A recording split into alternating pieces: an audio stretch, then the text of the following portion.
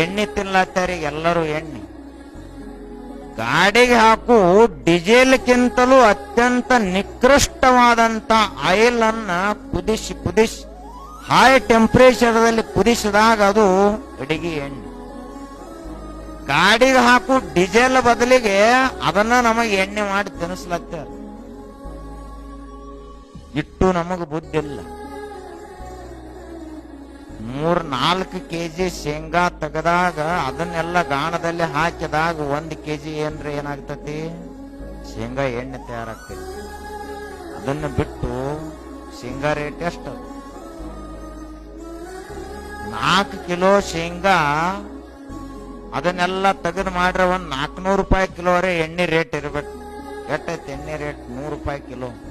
ಖರೆ ಎಣ್ಣೆ ಐತೇನು? ಎಣ್ಣೆ ಅಲ್ಲ. ಇಂಥದ್ದು ಜರ ನೀವು ಮಕ್ಕಳಿಗೆ ತಿನ್ನಿಸಿದ್ರಿ ಅಂದ್ರ ನಿಮ್ಮ ಮುಂದಾನ ನಿಮ್ಮ ಮಕ್ಕಳು ಹೋಗಿಬಿಡ್ತಾರೆ. ಎಣ್ಣೆ ಅಂದ್ರೆ ಏನದು ಸಾಮಾನ್ಯ? ನಮ್ಮ ಹಾರ್ಟ್ ಬ್ಲಾಕ್ ಮಾಡುವಂತ ವಿಷಕಾರಿ ಅಂಶ ಅದರಲ್ಲಿ ಅದ.